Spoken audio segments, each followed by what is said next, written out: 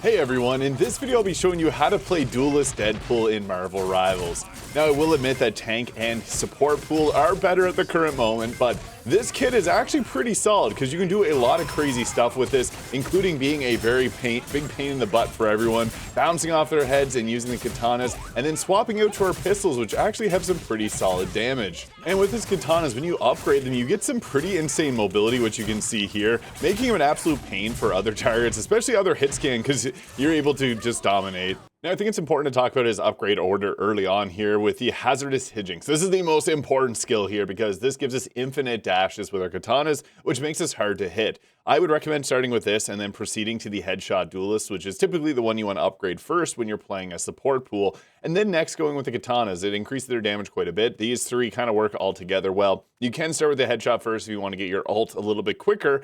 After this, I like to go with the Deadpool in your area, as this is going to give us a damage reduction, which is a little bit weird on DPS pool, and it's not as good as the tank pool. It's typically at first when you want to upgrade there. And after that, I like to go with the pop quiz, because this is an important ability here, because this is going to give us a lot of sustain, and we can kind of chain this all together. Now, the dual Desert Eagles are also pretty good, but this suffers a similar fate to Blade, where they can't have the guns being too good, or there's like no incentive for you to go in and be risky with the blades here. So it kind of has a weird spot where the pistols and the katanas both aren't like super amazing, but of the two, the katanas end up being a little bit better. And while the pistols do have some pretty stellar damage, they're more so for just gaining your ult charge. But if you wanted to play around the pistols a little bit more, I would still recommend grabbing the Hazaroud Hijinks because you do need that to get away, and sometimes it's nice to be able to chain that and get the jumps off, as it's just abilities that keep you alive. Now, if you're going with the pistols, I'd go probably 4, 3, 1, and then Deadpool in your area, and either skill issue or pop quiz. You can still swap to your katanas and use this ability here. Now, first I'll talk about the katanas here, or the dual Desert Eagles, which are actually pretty solid on the range that they can do here. This is better than the other two versions of Deadpool, which have 50% range at 30 meters. This keeps it at 80%, so you're still doing, honestly, quite a bit of damage because it does 46 damage per pellet. So you can attack from range if your aim is really good, but if your aim's that good, you're likely better off playing Hela, Phoenix, or Hawkeye at this point. But you can engage from long range. Once the dual pistols here are upgraded, you do get on every 5th shot there that little emoji that shoots out, and it does 25 damage. It's okay, like it's an extra bit of damage. The upgrade to this is nice though. You can do a bit of extra damage here, and if you're chaining that right click together, it can be actually quite lethal. But overall, the damage from the pistols is something that's more so used if you're just trying to get the ult charge at distance, and then when you're going in to engage with your katanas, which is the next thing I'll talk about here. Which the katanas do 45 damage per slice, which is better than 35 in the other versions of Deadpool. And what's great about this is that whenever you get a bunny hop off in an enemy, you can actually get a critical hit off too. So if you go with the bunny hop, you get that crit.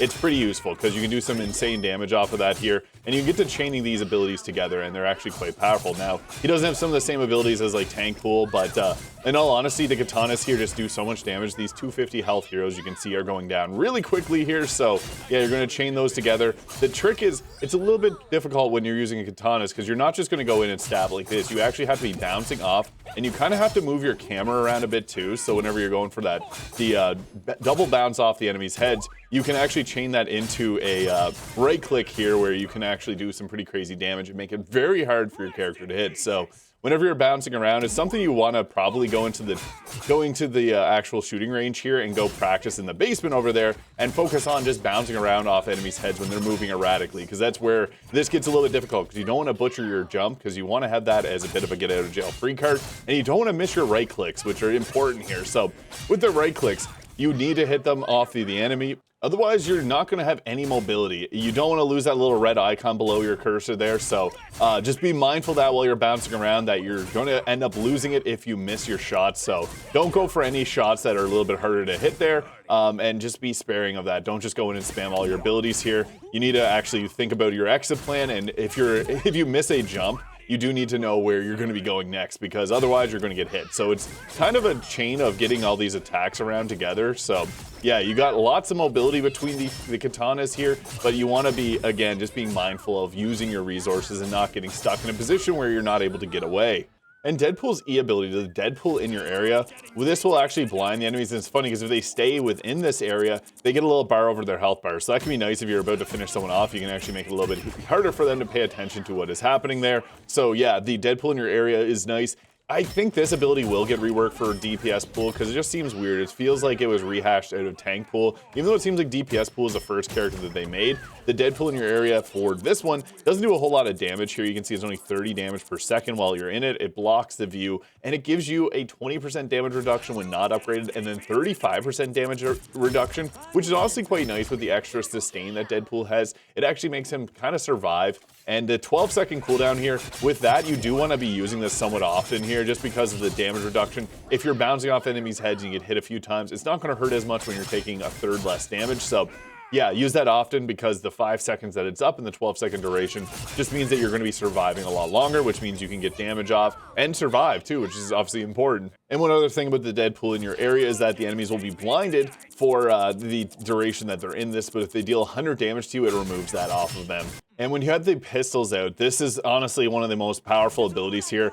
You want to use this as often as you can because you throw this out. If you aim it at a good spot, like you can aim below their feet, it's going to explode below them there. You have a 10-second cooldown on this, so you want to be using it often. And when it's upgraded, you throw it 3 times there. So yeah, you can get this off pretty frequently. Even if you swapped and you wanted to go into Katana mode here, you do got lots of great options to engage with, and you can start off with that there. And then if you need to run away with the Katanas, use your dash, you can literally go out and maybe have it on cooldown. You can throw it away there. And yeah, this is just nice because it gives you a bit of extra survivability and damage because it makes the enemies not go towards you in that area. While it's not as good as heal pools, it's still honestly a very good ability, and you want to be using this often. That's one thing that I don't see a lot of people do, is throwing this out even when you're using your katanas. You can swap really quick and easy. Just because it's channeling your abilities together doesn't mean you shouldn't be doing that. It's kind of best to be throwing all these abilities out at the enemies if you can without using up all your dashes and jumps for mobility. And a quick explanation of his sustain there with the healing factor. So if you don't get damage outside of combat for 5 seconds, you'll get a 25 per second heal. And then if you end up taking a bunch of damage, like if someone deals 200 damage to you in a short period of time, you actually can activate an enhanced heal, which is going to do a burst of 50 per second, so you can stay alive a little bit better. And the last thing that gives him a bit of extra sustain is when you actually get a knockout, you can press F here, the button that you'd be pressing to upgrade your kit, and you can basically just become immortal there. It's pretty funny.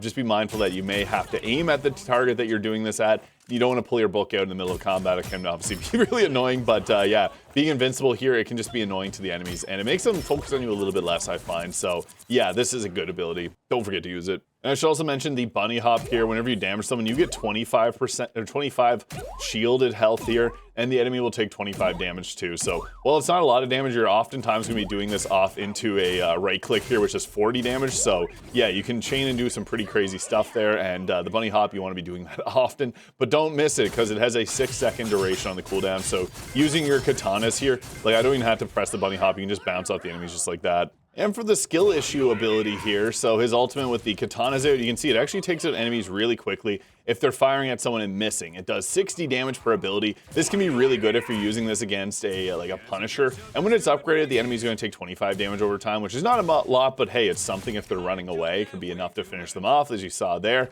But it's mostly going to be triggered whenever they end up missing an attack. So just like this, he's attacking nothing, and it's taken out pretty quickly there. This is not one that you're going to want to use often unless you can tell the enemy's like missing shots often, or if they're playing as like a Punisher and just spraying and praying. It's more so best to use the other one, and the pop quiz ability here with the katanas. This is a bit more selfish than the other Deadpools because with this one, you basically just have to do your right click 5 times. It's really easy to get this one off actually because it counts if you do the bouncing off the enemy's heads and right clicks. So you can actually do this pretty easily if you're able to get those clicks off just like that. And whenever you have this, it normally is going to do 30 per second heal over time, so it can help you with a bit of extra sustain. It'll also increase your movement speed by 15% and increase the damage dealt by 15. But when you finish the challenge, it then increases the heal per second to 60 per second, your increased movement speed to 30%, and the increased damage dealt to 30% as well. So yeah, you obviously want to be getting this off, and it's really easy to get the Deadpool, this one. The tank is a little bit harder to get that ability off because you have to do it 7 times, and you lose your double jump and your right clicks, so it's a little bit harder. And with support pool, you just have to pull out your boomerang and deal damage that way. So honestly, DPS pool has a pretty easy time getting this off because all you have to do is bounce, bounce, get your katana attacks off, and if you continually keep hitting those katanas, you'll be able to do it pretty easily. Now, in a real game situation here, the thing is, you're likely going to be using your pistols a lot of the time just to help engage. You can see here, you can sometimes get to a couple really easy kills there just from attacking whatever your team's focused on. So you can see a situation where you can pull your katanas out, that's ideal here, but honestly, the pistols do a pretty solid amount of damage here, so if you're just engaging with them, yeah, it's fine to start off with just that there, but the goal is to go in and then start doing your crazy stuff with the katanas on the enemies there, but it's kind of the same thing with Blade where you have to be watching your positioning. Deadpool can also be a really nice anti-dive, like if they're going after your healers here, he's just got the mobility to chase them down and just be a real annoyance to them too. Also with the hit scan, he's great for removing like penny mines and other things from a distance. And one of the things that Deadpool can really take advantage of is the chaos here. He's great for shield tanks, but I've seen an opening here where there was a healer that was just not able to get away, and that's where we're able to focus, which makes a massive difference. But one of the most fun things is actually being a super big annoyance to any type of poke tank like that. You can just be an absolute pain. And also things like Moon Knight you're a great target for. So while healers are priority, you can take out DPS pretty quickly if you're able to get the upper hand against them, because your mobility helps quite a bit. Now, the nice thing about having weapons that aren't projectile based is for moments like that, and you can actually punish any type of diver, like this Spider-Man here just being an absolute annoying pain. While it's hard to obviously hit flying divers with the pistols, you can pull your katanas and then deal with them that way. That's typically the best. Same thing with Strategist Pool. And honestly, just being an absolute pain and annoyance is one of the best things Deadpool can do. So you can see here, just all the bouncing around the backline, just going around, finding whoever's low in health, trying to finish the job off here. And then whenever you get your ultimate, just again, being an absolute annoyance because of all that extra health you're able to get here. You can do some pretty silly stuff as Deadpool. So let me know if you have any questions on how to play DPS Pool in Marvel Rivals. Hit the subscribe button below if you enjoyed this video, and I hope you guys all have an amazing day. We'll catch y'all in the next one.